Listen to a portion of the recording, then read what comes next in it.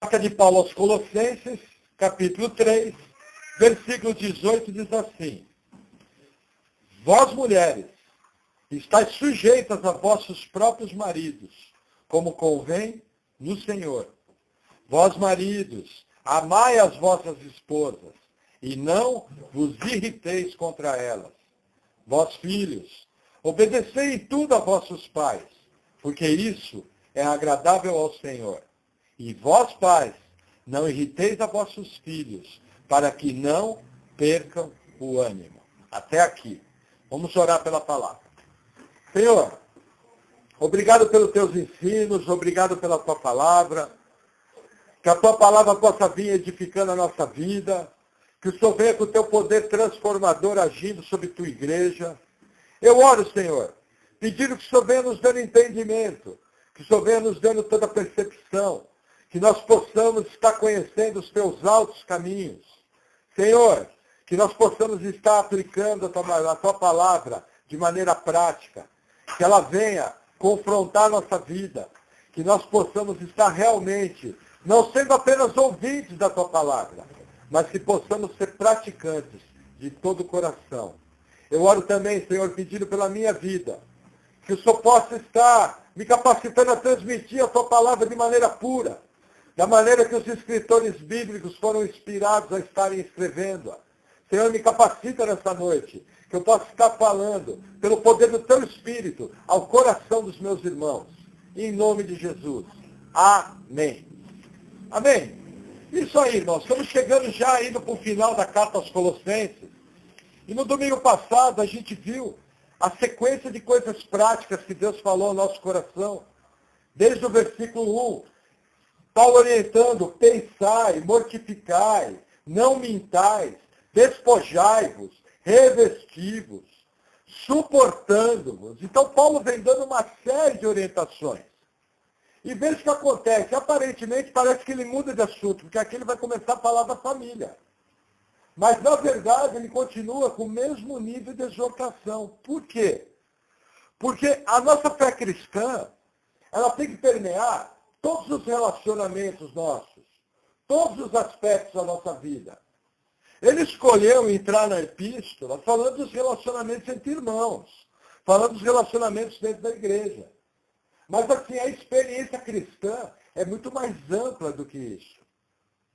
E assim, todos nós sabemos que uma sociedade firme, uma sociedade que tem padrões que agradam a Deus, uma sociedade construída em cima do princípio do que é certo, ela tem o alicerce da família.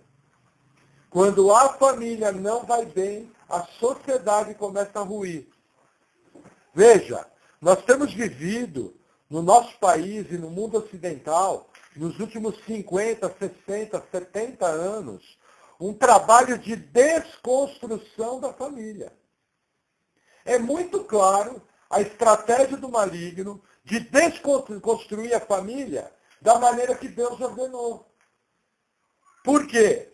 Porque ele, como é um ser que não morre, e que está atuando no planeta através de gerações e mais gerações de humanos que já passaram por aqui, ele sabe que destruindo a referência da família, acabou tudo. Veja, quando uma criança é maltratada por uma mãe, gente, uma das maiores expressões do amor e do cuidado de Deus é o amor de mãe.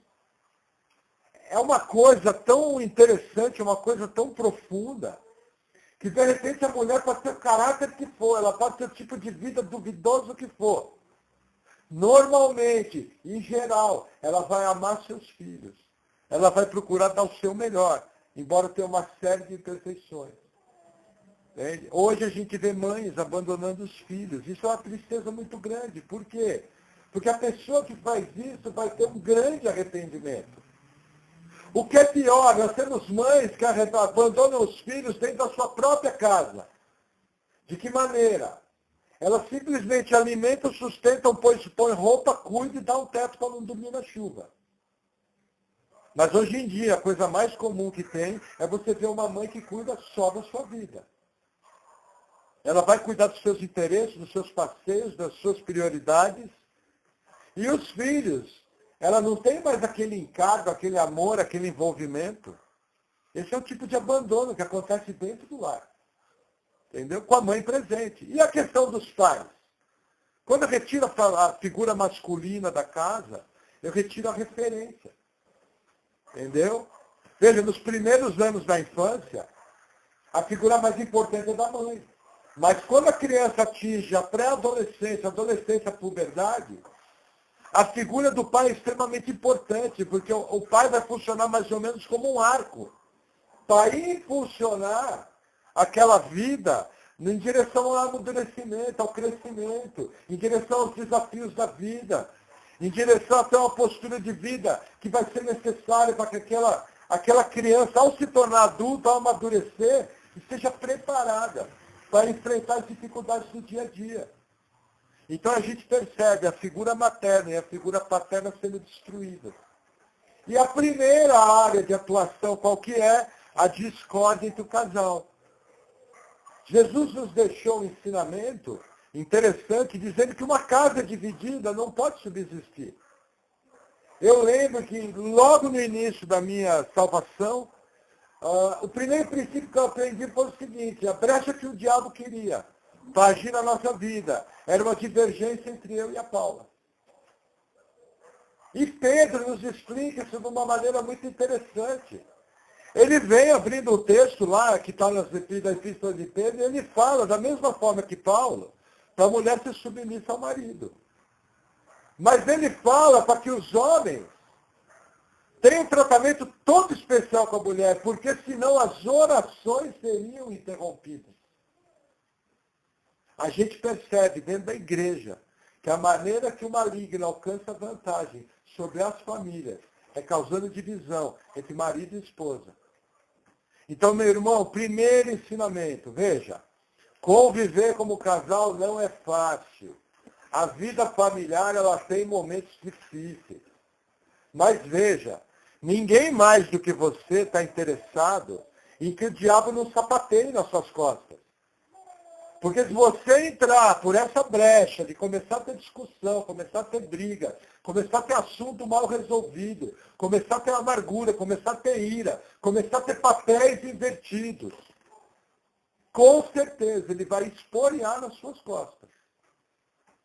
E o que acontece? Deus permite que isso aconteça. Por quê? Porque é uma desobediência aberta à lei do Senhor. Essa passagem que problemas matrimoniais interrompem a oração é muito clara, é muito transparente e é para ser seguida.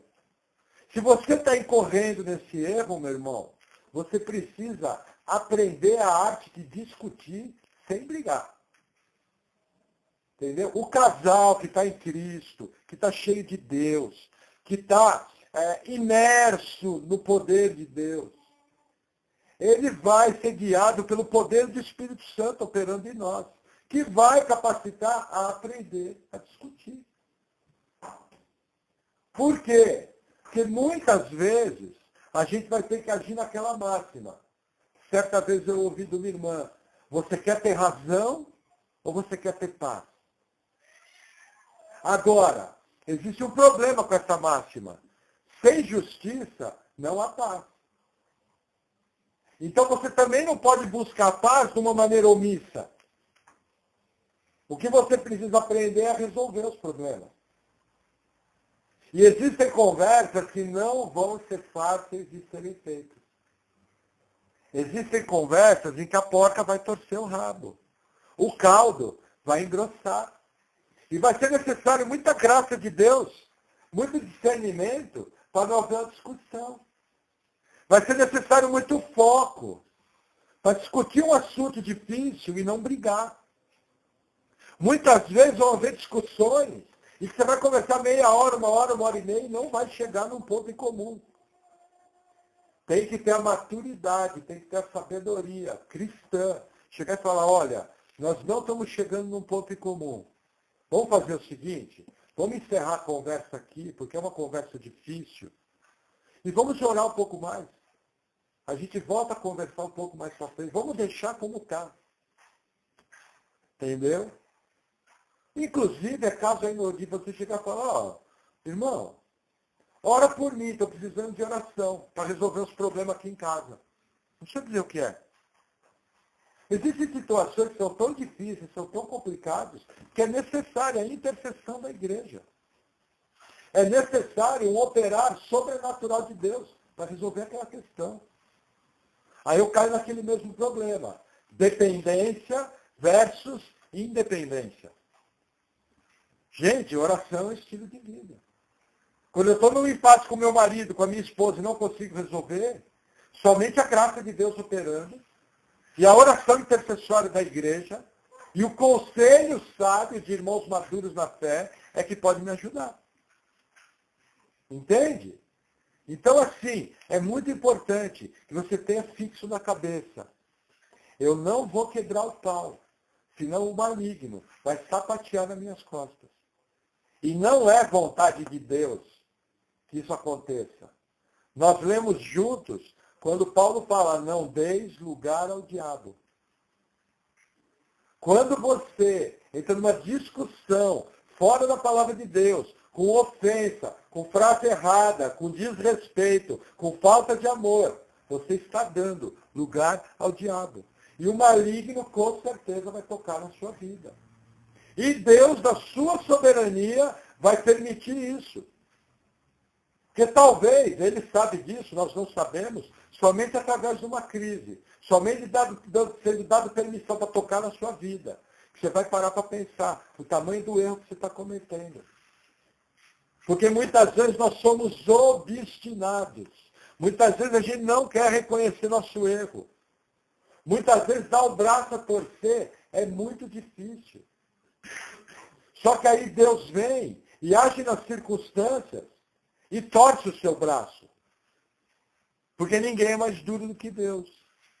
E Deus tem um compromisso de ensinar você a crescer na fé, a crescer nas situações e a amadurecer, aprendendo a resolver os problemas e as crises do dia a dia. Quando eu entendo que Deus vai trabalhar dessa forma e que ninguém é mais duro do que Deus, eu começo a me quebrantar diante dessa situação. Gente, muitas vezes você não vai conseguir vitória de imediato. Mas a Bíblia nos ensina que nós somos transformados de glória em glória. No começo, o processo talvez não seja essa beleza toda que eu estou falando aqui. Mas você vai começar a avançar. Você vai começar a receber graça de Deus. Você vai começar a corrigir aquilo que está errado. Quando você vai ver, a graça operou na sua vida e você aprendeu a discutir de uma maneira cristã. Por quê? Os dois estão no mesmo barco. Eu gosto da ilustração que a minha esposa Paula faz, de que o marido e a mulher é uma moto. Imagina, quem já andou na estrada, já viu essas motos que passam a 180 por hora? O casal cristão está em cima de uma moto dessa, a 180 por hora, sem capacete. Se cair, cai os dois. Recolhe com a pazinha e com a vassoura, se bater. Entendeu? Quando você tem o entendimento que os dois estão na mesma moto e a moto está voando, e que eles têm que fazer a curva junto, tem que andar compassado, você entende que a vida e o bem-estar da família está na mão dos dois. E para que você não seja recolhido com a pazinha e com a vassoura do asfalto quente, é muito importante você começar a dar resposta e aprender a discutir. E receber graça de Deus para que seja transformado. Amém? Gente, isso é para ser vivido. Não pode ser um conceito teórico na sua mente. Conceito teórico não muda ninguém. Isso é uma ordem de Deus. Vamos lá. Eu vou reler o versículo 18 para dar entendimento. Vós, mulheres, estáis sujeitas a vossos próprios maridos, como convém no Senhor. Gente, nas últimas semanas, quando eu estava estudando essa palavra, havia um termo que não saía do meu coração. O termo é o seguinte: submissão ativa. E não sai do meu coração. E o que eu quero falar com submissão ativa? Gente, a gente tem uma Primeira coisa, vamos estudar a palavra submissão. Submissão é estar debaixo da mesma missão. A esposa, ela é adjuntora, auxiliadora, idônea. É como um time de futebol. Quem ganha o título é o time. Mas quem conduz o time é o técnico. E se todos os jogadores que estão em campo não fizerem o que o técnico orienta, a coisa não anda. Gente, o que Deus espera de você, mulher, é que você trabalhe pelo bem-estar da sua casa, pelo interesse da sua família, que você seja uma mulher sábia, que quando percebe que seu marido está tomando uma direção errada, quando percebe que ele está cometendo um erro grave, você com sabedoria, com discernimento, com oração, vai chegar ao lado do seu marido, vai abrir seu coração para ele, vai mostrar aquilo que você está enxergando, que talvez ele não esteja enxergando. Entenda, a primeira pessoa que Deus vai usar para falar com seu marido é você, esposa. Marido, uma esposa sábia é proteção para você. Uma esposa sábia é uma dádiva de Deus. Agora, se cada vez que a sua esposa vem abrir o coração dela para te advertir de algo, você vem com 2 pedras na mão, sabe o que vai acontecer? Ela vai se entristecer, vai ficar amargurada e vai fechar a boca. E aí, sabe quem é que vai falar as coisas para você? Vai ser o Todo-Poderoso. E você corre o risco dele pegar você pelo colarinho e arrastar a ladeira abaixo. Porque você está sendo duro. Da mesma forma, esposa, se você acha que você vai chegar no seu marido, de qualquer maneira, derramar tudo, desculpe o peso da palavra, vomitar tudo da maneira que você bem entende. Você vai chegar tratando de igual para igual, você vai chegar falando de mano. Vai chegar falando sem respeitar a dignidade dele. Gente, mulheres, homens anseiam por respeito. Mulheres anseiam por delicadeza. Respeita a opinião delas. Toda mulher que desrespeita seu marido, chega um momento que ele fecha o coração. E tudo é não. Não, amor, isso aqui queria fritar uma picanha fatiada. Não. Amor, queria fazer um prato de maçoca. Não. Amor, eu queria a polícia o carro esperar. Não, tudo é não. Por quê? Porque a postura sem sabedoria da esposa fez com que o marido fechasse o coração. Percebe esse jogo? Qual é a arte? É receber graça de Deus num ponto tal em que você seja submissa, mas faça isso de uma maneira plenamente ativa. Porque a Bíblia nos ensina que a mulher sábia edifica o lar. E todo marido que entende o que Provérbios 31 fala, Provérbios 31 fala assim, mulher virtuosa, quem a encontrará? Provérbios 31 compara a mulher virtuosa a um tesouro. Quando o marido percebe que do seu lado tem uma mulher virtuosa, quando ela vier falar com ele vai tratar com amor, ele vai tratar com respeito, ele vai tratar com dignidade, e vai ouvir, e parar para pensar o que aquela esposa sábia está falando. Quando você não faz isso, você está fechando um canal da graça. Veja, aqui na minha casa, nós seguimos a Bíblia. Quem dá a última palavra das situações sou eu. Mas teve um caminhão fechado de situações em que essa última palavra que eu dei foi uma sugestão de minha esposa. Porque quando eu olho para ela, veja, não entenda errado o que eu vou falar. Eu vejo alguém que me ama, que trabalha para o meu interesse e da minha família, e que está pronta a fazer de tudo para que eu e minha família sejamos bem-sucedidos. Quem me conhece aqui sabe que a primeira pessoa que eu quero ouvir a opinião é minha esposa. Até opiniões teológicas. Eu tenho 2 filhos, 3 filhos, os 3 sabem muito da Bíblia. Hoje 2 estão mais atuantes, um está de férias. Sabe muito de teologia. Mas quem eu quero ouvir a opinião da Bíblia, em primeiro lugar, é minha esposa. E a opinião dela tem peso. Entendeu? E eu aprendi a fazer as coisas em comum acordo com ela. E quando eu quero tomar uma decisão que é contrária à decisão dela, eu olho nos olhos dela e falo, meu amor, eu estou entendendo o que você está falando, é bacana, entendo, você não está errada, mas eu estou preferindo fazer assim. Aí o que ela faz? Submissão ativa. E aí, então, o que nós vamos fazer? Tem certeza? Tenho, estou junto. Vamos fazer esse trem dar certo. Isso é submissão ativa. O que a gente pensa de submissão? Aquela visão pervertida do mundo que não tem nada a ver de Bíblia. É uma tonta, abiltoada, que não serve para nada e que o papel dela é calar a boca. Isso aí não é Bíblia. Isso aí é demônio.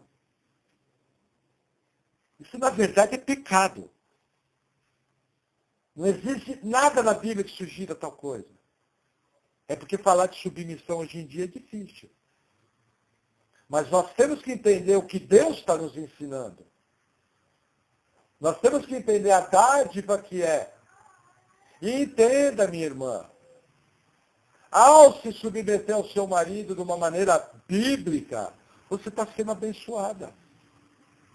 Porque entenda, se ele fizer a decisão errada, ele vai se entender diretamente com Deus. E aí a treta não é mais com você. Aí pode começar a interceder por ele. Porque a onça vai beber água. Se o cara fizer o que não deve, eu já vi muito irmão quebrar a cara, mas quebrou a cara legal. Porque foi obstinado, foi duro, não ouviu. Então assim, minha irmã, esteja atenta nisso. Da mesma maneira que no 19 ele fala, e vós maridos, amai vossas esposas, e não vos irriteis contra ela. Maridos, mesma coisa. Vocês já perceberam a capacidade que as mulheres têm de ser detalhistas?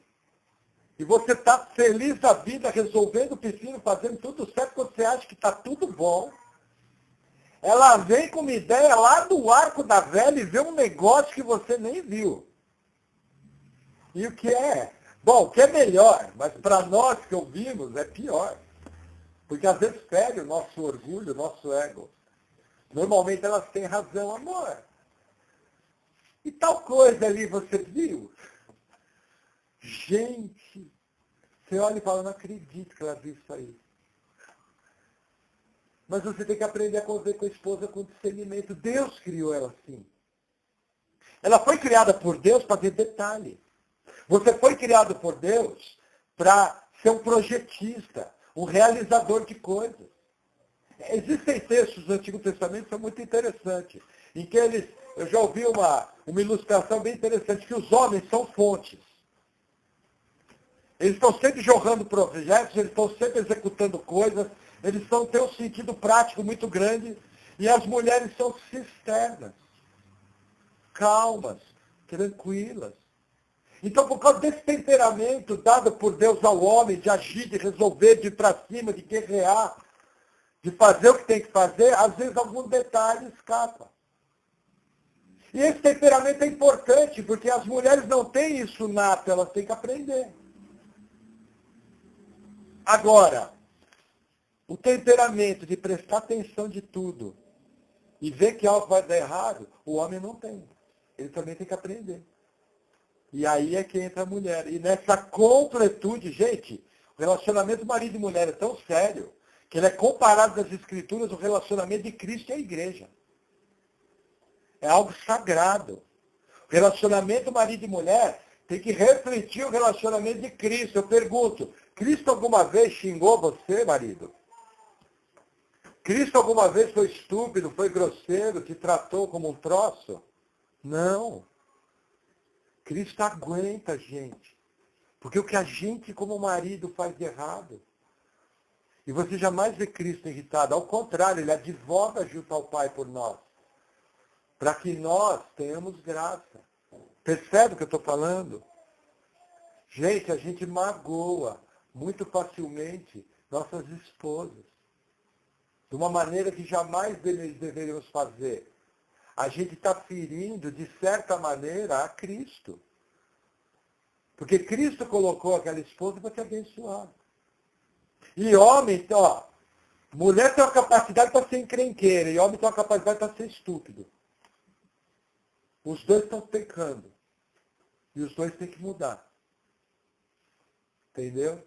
Gente, cuidado. Já teve situação que eu falei com a Paula, que ela chegou para mim e falou, amor, você foi grosso. E eu não percebi. E você olhava para um homem, aparentemente nem parecia grosseria, mas aí o que eu entendi, o que eu aprendi com irmãos mais maduros do que eu, mais velhos, se para ela foi grosseria, não faço. Nem que eu tenha que falar com ela que nem uma flor. Entendeu? Eu fui pastoreado por um pastor, o pastor Miguel Piper. Ele, quando falava com a pastora Terry, ele era um homem extremamente duro. Quando ele falava com a pastora Terry, ele mudava o semblante, mudava o tom de voz. Sempre.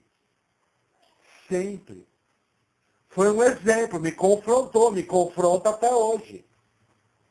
Quem viu aquele homem de quase 1,90 m de altura, que parecia um armário de porta aberta, falar com a esposa, chega a falar, meu Deus, como eu preciso da graça de Deus. E ele era um homem responsável por uma congregação de quase 5.000 pessoas. Mas nessa área, ele era um exemplo. Entendeu? Que nós possamos ter graça de Deus, maridos, para daqui para frente nos tornarmos exemplo. Em doçura, em delicadeza, em respeito, para tratar nossas esposas. Porque elas são bênçãos para nós. Amém? Aí continua, vinde, vós filhos, obedecei em tudo os vossos pais. Porque isso é agradável ao Senhor. Gente, não tem muitos filhos aqui, então para vocês eu vou ser meio curto e grosso. Obediência da primeira, não importa a idade que você tem, se você faz faculdade ou não. Se o pai e a mãe falou, você obedece. Entendeu? Ah, mas eu sou maduro. Você é maduro, você já alcançou uma certa independência, mas não venha lidar com seus pais de igual para igual. Aprenda a conversar. Aprenda a falar. Aprenda a respeitar. Lógico, nós não vamos pegar um filho de 25, 30, 40 anos e comparar a um jovem, um adolescente, uma criança que está debaixo do cuidado dos pais. Quando você atinge a maturidade e você já é responsável pela sua vida, existem coisas que seus pais nem vão falar. Você sabe que eu estou falando com vocês. Entendeu? Mas jamais venha tratar de igual para igual. Agora, o resto, que está tudo na casa dos pais, é o seguinte, pai falou, obedeça. Mãe falou, obedeça. Ah, eles estão errados. Com respeito, com dignidade, tenta conversar se eles liberarem. Porque aqui em casa, às vezes, eles querem conversar, a gente fala, não estou falando assunto, eu quero que faça assim e acabou. Aí entra o mesmo caso da mulher submissa. Se o pai estiver errado, ele vai cair na mão de Deus.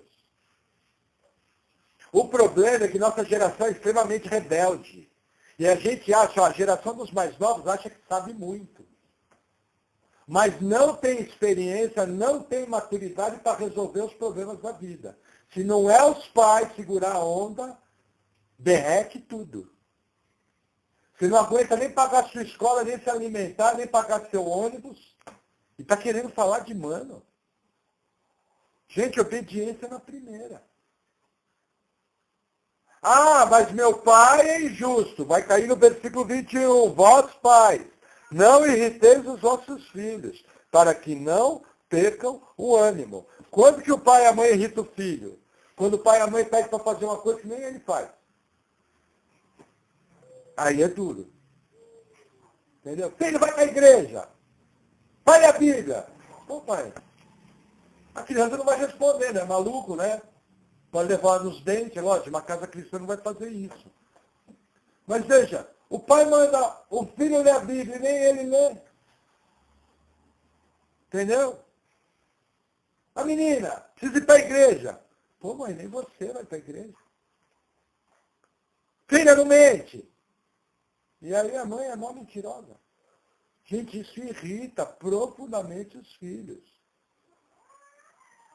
Vai ter situações que, de uma maneira correta, você vai ter que ouvir os seus filhos. Você vai ter que ver o que eles pensam. Mas veja, nossa geração tem ouvido os filhos de uma maneira errada. Eu já vi irmãos que tinham filho como amigo. Deixa eu explicar uma coisa para vocês. Embora você tenha amizade do seu filho não é seu amigo. Seu filho é seu filho, você é pai dele. O fato de você ter amizade com ele e de ele ter amizade com você não faz de você amigo do seu filho.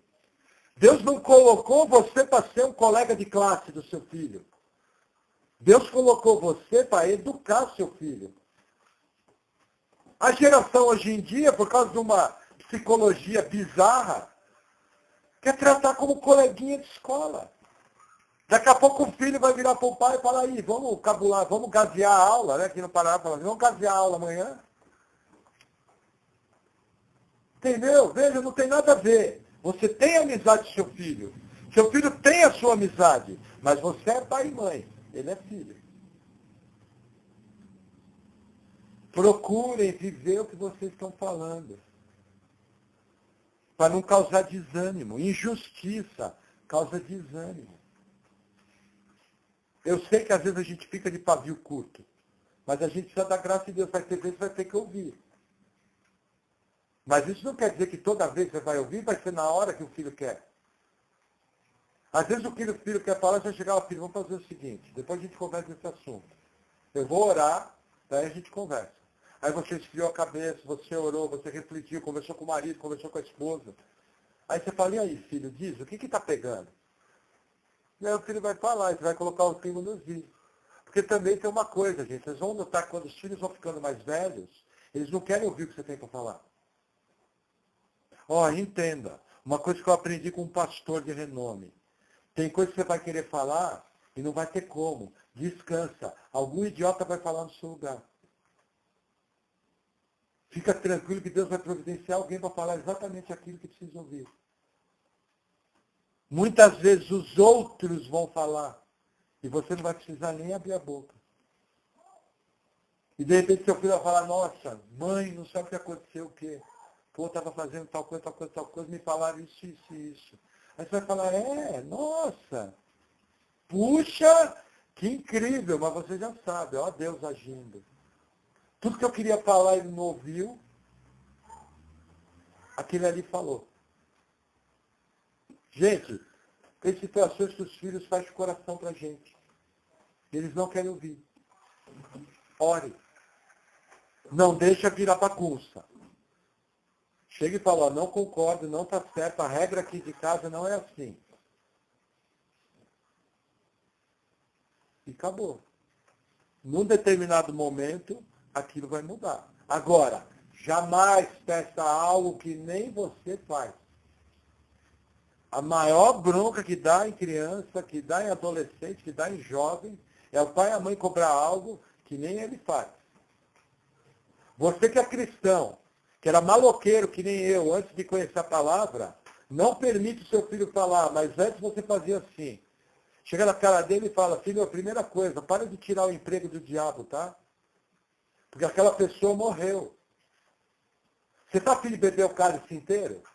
Você está afim de viver a vida desgraçada que eu vivi antes de conhecer a Cristo? Porque você está falando de uma coisa. Agora, você sabe o quanto eu sofri? Você sabe quanta dor trouxe? Você sabe o preço que eu paguei por ser desobediente a Deus? Entendeu? São situações que acontecem, gente. Isso é real. Quem não tem filho aqui, quando tiver, vai lembrar. É real, gente. Entende? Então você vai ter que ser firme. Porém, sem ser estúpido. Sem ser genioso. Eu tenho trabalhado nessa área, porque, veja, vocês me conhecem, eu sou um cara combativo. Vocês sabem, eu tenho o tipo de personalidade de ir para cima. Entendeu? Nossa, o que Deus tem me tratado. E eu tenho passado umas situações, hoje mesmo passei uma situação que a vontade era comer o telefone. Aqui ficou tudo vermelho. Assim. Mas eu consegui domar minha língua, ficar quieto e falar tudo que tem que ser falado. A pessoa do outro lado nem percebeu. Mas saía fogo pela venta, parecia um dragão. Entendeu? Mas por quê? Porque Deus está me tratando nessa área. Esse ímpeto é bom, mas ele não pode mudar o meu temperamento. Eu sempre tive um temperamento calmo. Esse ímpeto tem que ser descarregado de maneira correta, em Deus, em oração. Outro dia eu estava conversando uma situação com a Paula, ela chegou e falou, amor, olha, não quero mais falar desse assunto. Você está descarregando uma coisa para mim que você tem que descarregar para Deus. Vai orar. E ela estava certa. O que eu tinha que fazer naquele caso era ir orar. Falar para quem pode. Para quem tem poder para resolver. Para quem pode derramar graça. Só que tem hora que a gente só quer falar, reclamar, piar. E esquece de Deus. Amém? Vamos seguir. Versículo 22. Vós, servos, obedecei em tudo os vossos senhores, segundo a carne, não servindo só na aparência, como para agradar os homens, mas em simplicidade de coração, temendo a Deus. E tudo quanto fizerdes, fazei-o de todo o coração, como ao Senhor, e não aos homens, sabendo que recebereis do Senhor o galardão da herança, porque a Cristo, o Senhor, servis. Mas quem fizer agravo, receberá o agravo que fizer, pois não há acepção de pessoas. Aqui Paulo entra nas nossas relações comerciais. Veja, tem gente que diz que a Bíblia apoia a escravidão. O sistema servil, para vocês terem uma ideia, como é que era a escravidão no Antigo Testamento?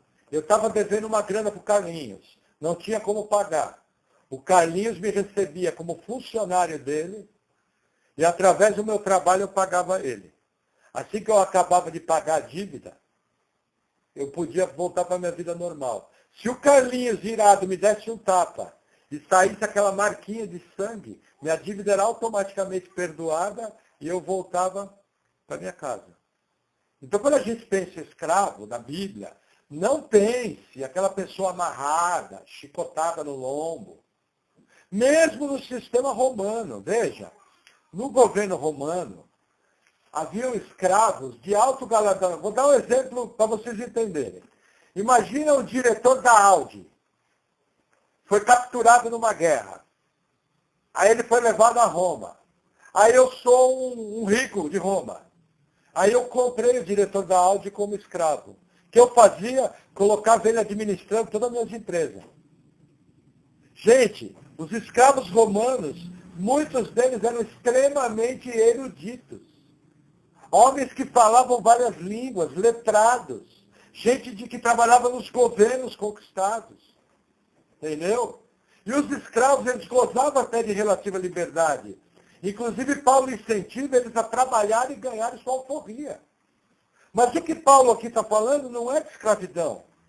Paulo está falando o que está escrito no 23. E tudo quanto fizerdes, fazei de todo o coração, como ao Senhor e não aos homens. A pergunta é, quando você trabalha, você está trabalhando como se fosse para Cristo?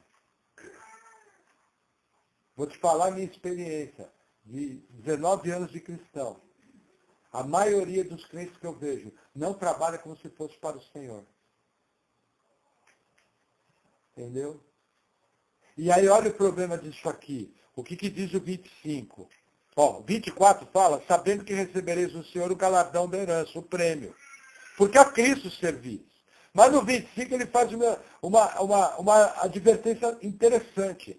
Mas quem fizer agravo, receberá o agravo que fizer, pois não há acepção de pessoas. Gente, princípio do céu favorável.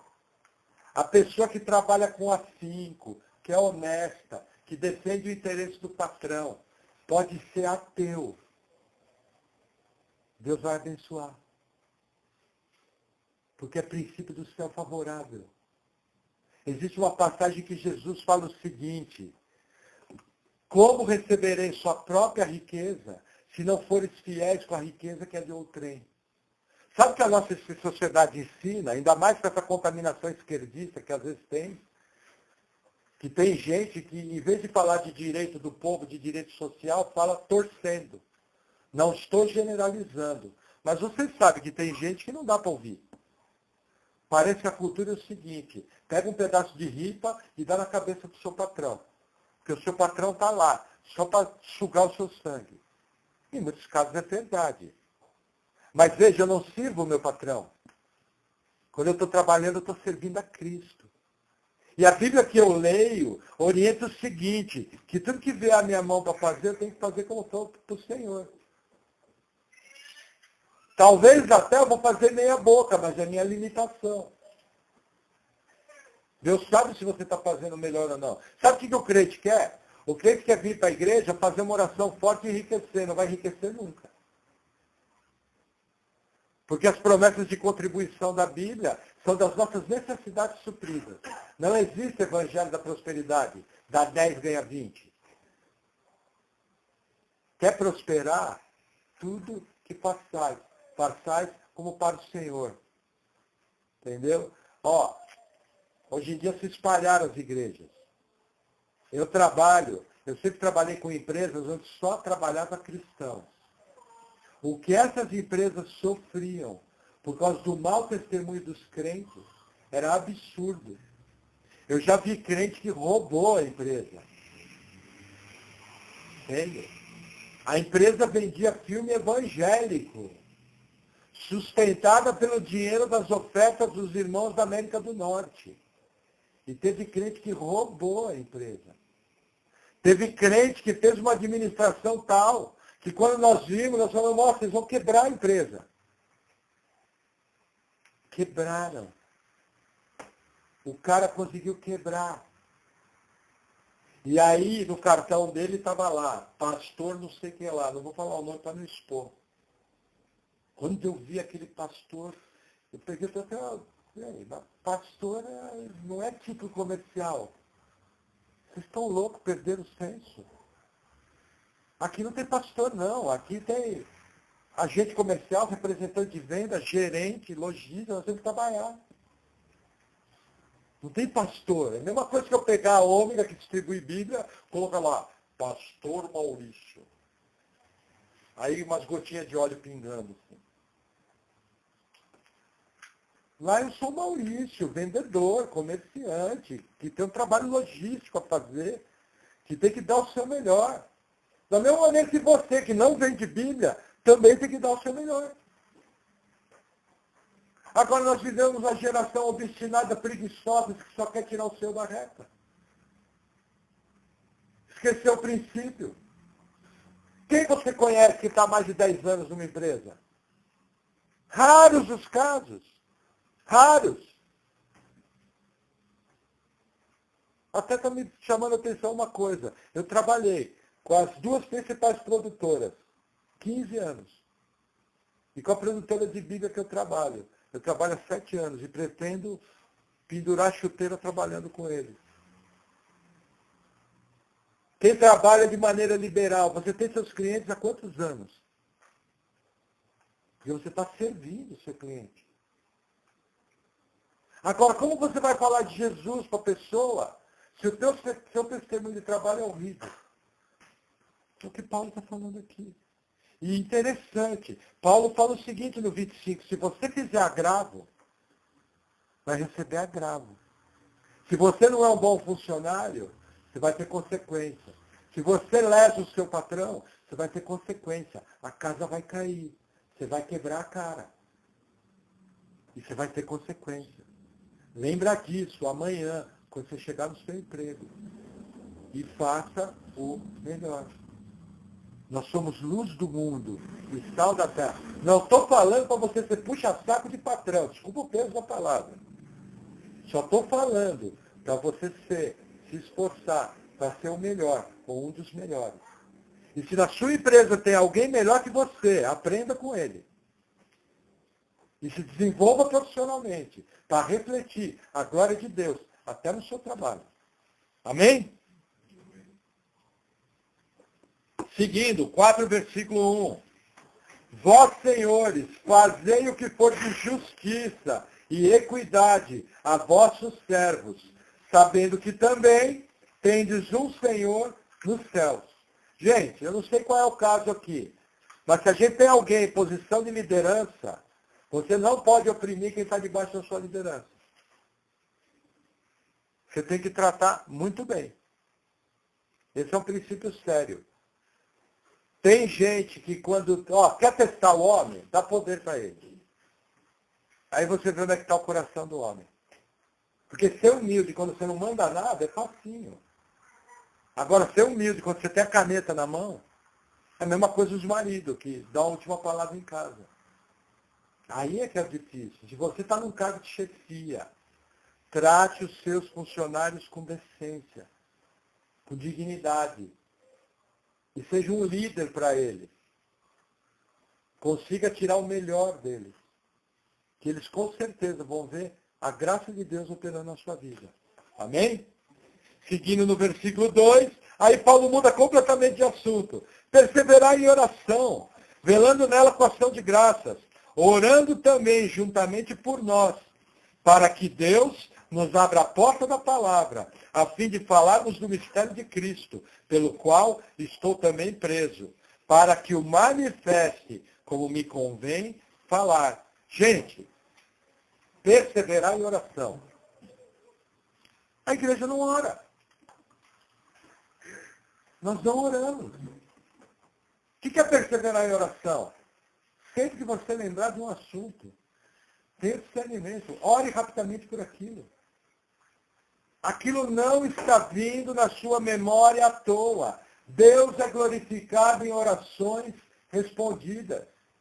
Deus escolheu o caminho da oração para fortalecer a nossa fé e para que o nome dele seja engrandecido.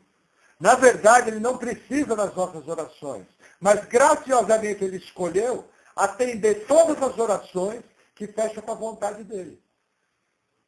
Então entenda, quando você ora, você já ora com a resposta na mão. Se aquilo que você está orando é vontade de Deus, vai acontecer. Mais dia, menos dia. Agora, qual o detalhe? Talvez não esteja no tempo. Ou talvez você esteja orando algo que Deus não definiu. Gente, se Deus não definiu, não vai acontecer. Mas mesmo assim você ora. Até que o Espírito Santo mostra para você, para de orar, que isso não tem nem pé nem cabeça. Entendeu? Você não precisa virar um ermitão, barbudão, vai morar lá no Anhangaba. Mas sempre que você lembrar, ore. Eu faço assim. Entendeu? A minha oração é assim, quando eu lembro, eu oro. Quando eu vejo algo, eu oro. Dessa maneira eu consigo, pelo menos, tentar cumprir essa ordem. Como é que vai responder Efésios 6? Orando o tempo todo no Espírito e para isso vigiando. Meu Deus, eu tenho outras coisas para fazer. Vocês também. Mas lembrou de algo? Estou lá trabalhando, de repente acontece uma situação, passo uma meniva branca, eu lembro do Fábio. Opa! Ô Senhor, guarda o Fábio de todo mal. Abençoa o dia dele. Quanto durou? 4 segundos. Resolveu. Não, se cada oração você for fazer, Santíssimo e glorioso Deus, com perdão dos nossos pecados, através da sua graça, meu Deus. Se o Espírito Santo dormisse, ele ia até dormir nessa oração. Não precisa disso, mas seja rápido, dinâmico. Percebeu algo errado no trabalho? Ora rapidinho. Entendeu? Percebeu algo errado na rua? Faz uma oração breve. Entende?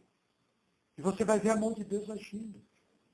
E principalmente o que Paulo ora, para que Deus abra a porta da palavra. O camarada estava preso, em cana, chilindró. E não pediu para ser liberto. Pediu para abrir a porta da palavra. Esse é um cara cheio do Espírito Santo. Esse é o cara que sabia para onde estava indo. E aí, seguindo, versículo 5.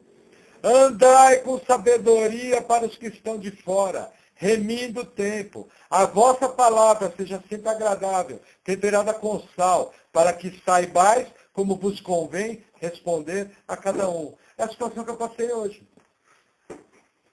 A vontade era fazer engolir telefone e tudo. Mas eu não queria perder a situação. Eu queria sair com a vitória.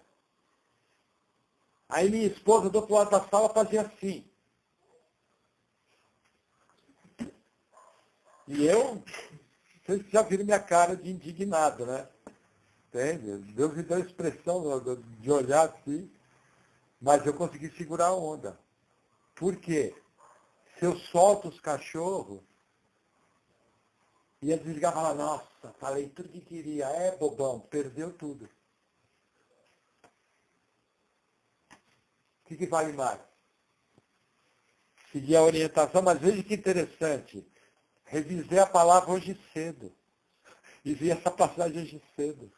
Mal sabia eu que eu ia ter que ser o primeiro a colocar ela em prática. Sabe? Pega um pote de margarina, passa no sapo, engole o sapo.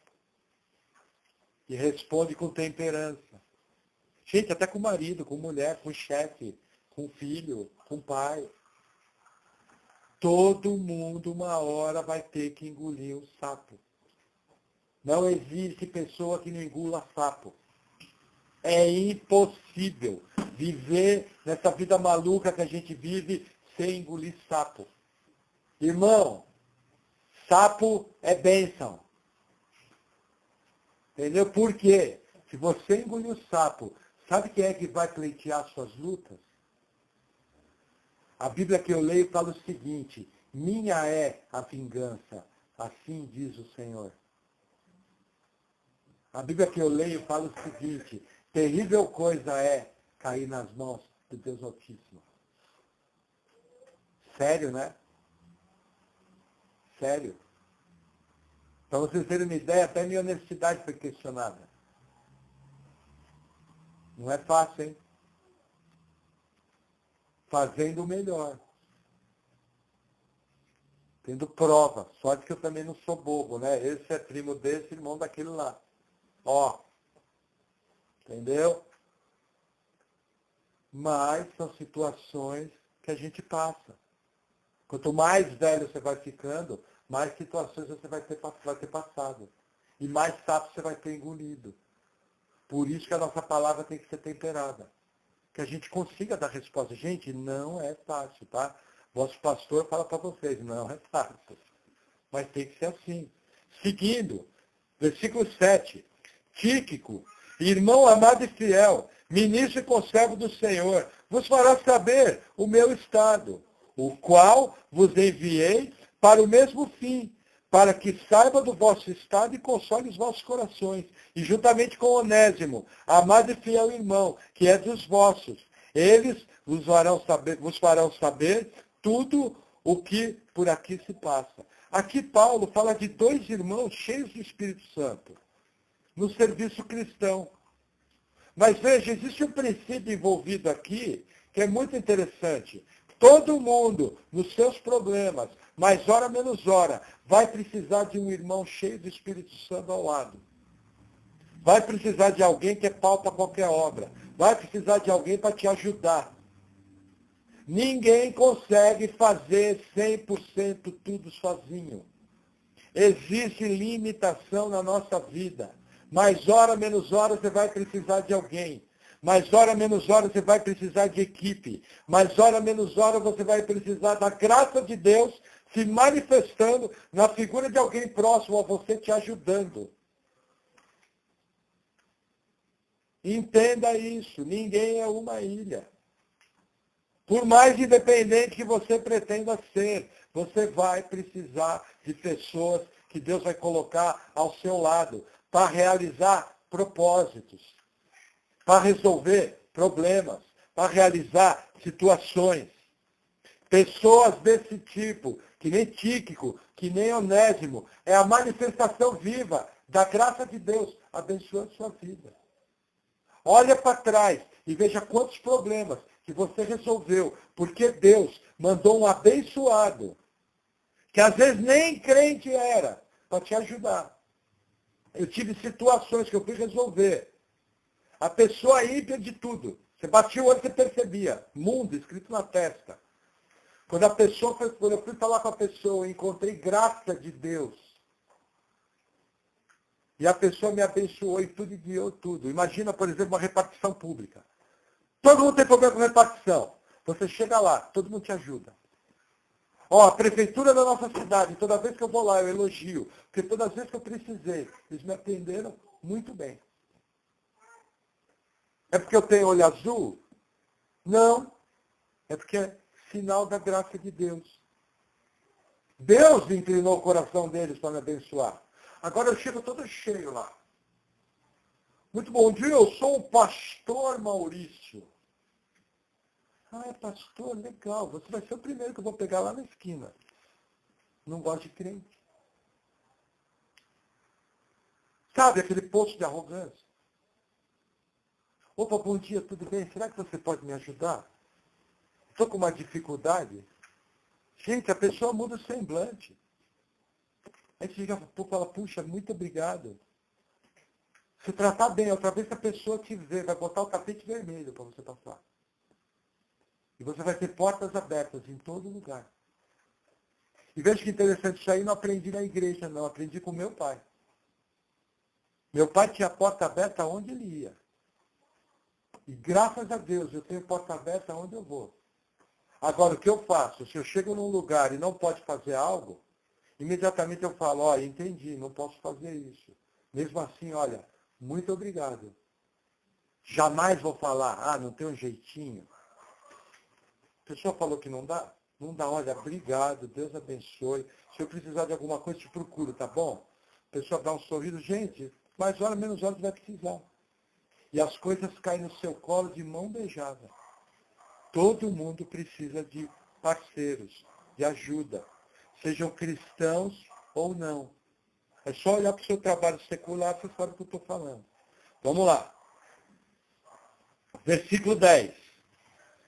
Aristarco, que está preso comigo, vos saúda.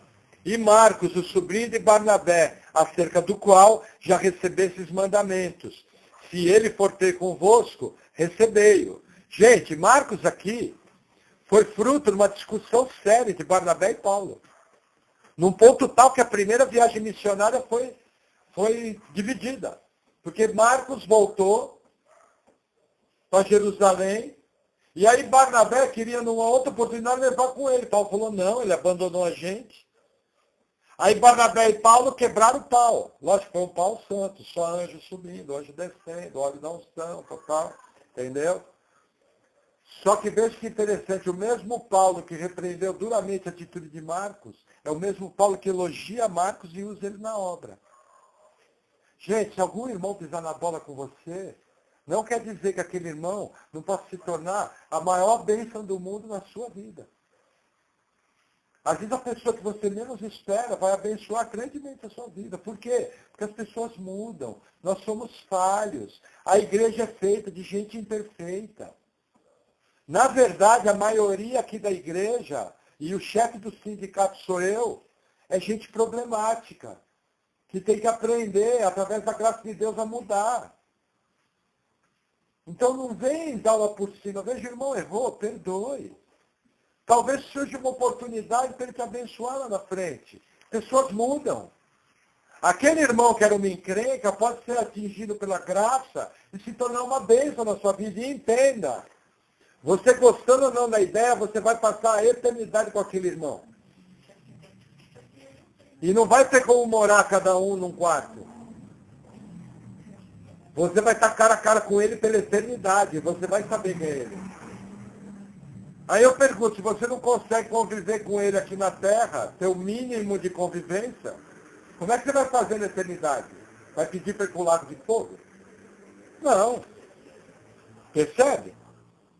Lógico, lá na eternidade a gente vai descobrir a encrenca que a gente era, né? Mais ainda. E eu creio que a graça vai ter operado plenamente, não vai ter a natureza carnal. Mas aí seguindo. E Jesus, chamado justo, os quais são da circuncisão. Gente, esse termo da circuncisão são judeus, tá? Então são patriotas são compadres de Paulo.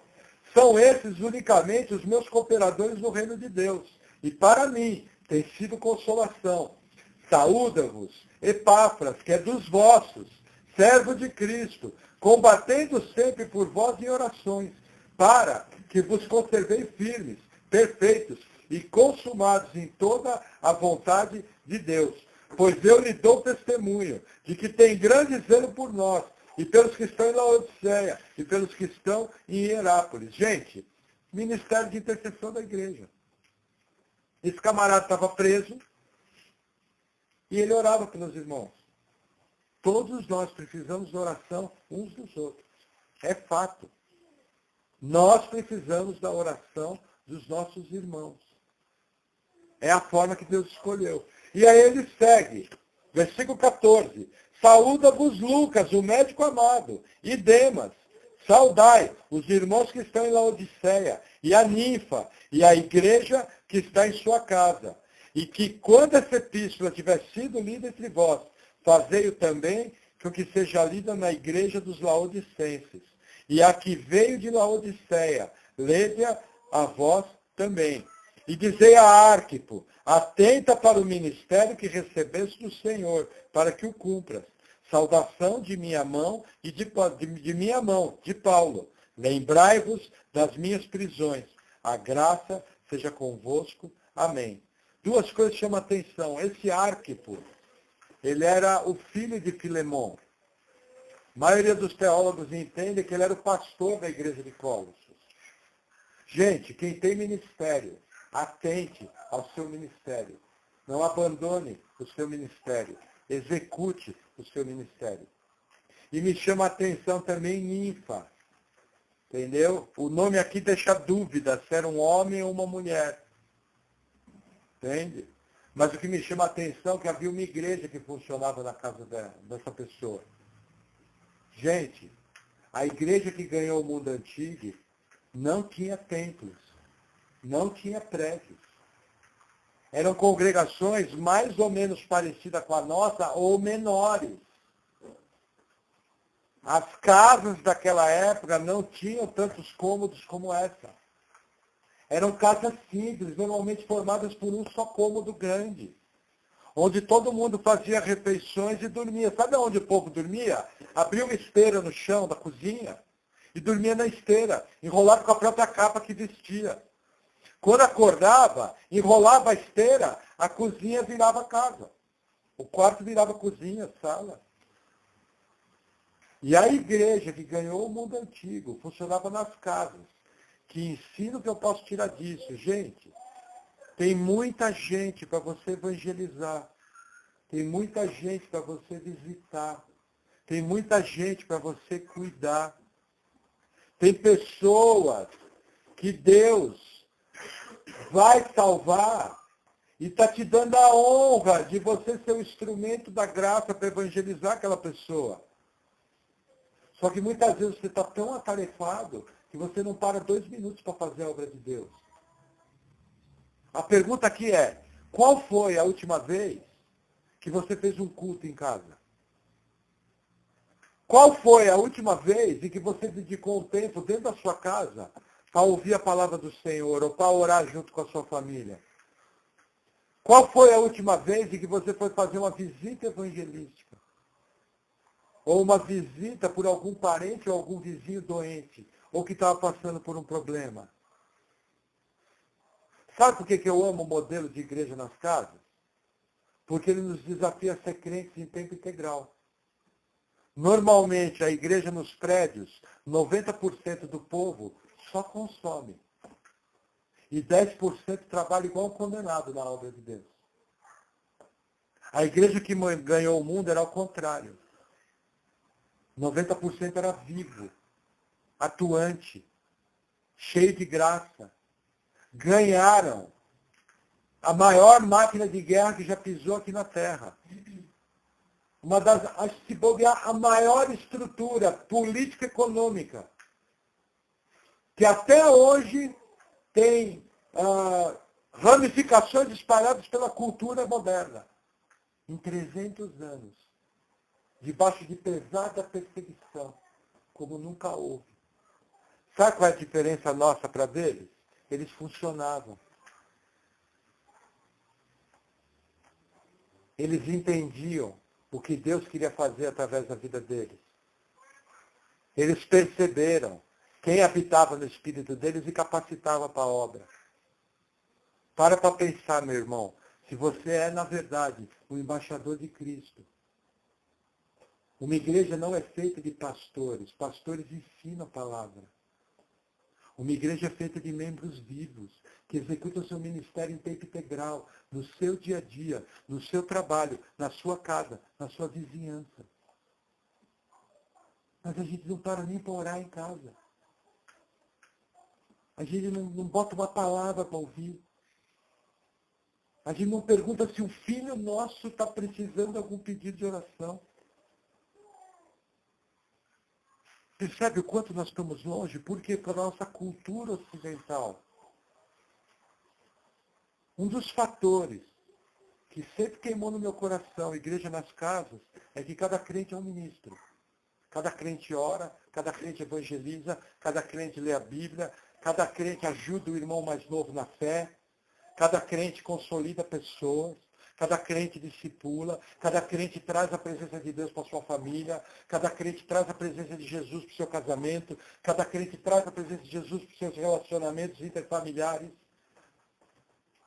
O que queima no meu coração, o que eu tenho trabalhado, é que vocês desperdem para o ministério cristão.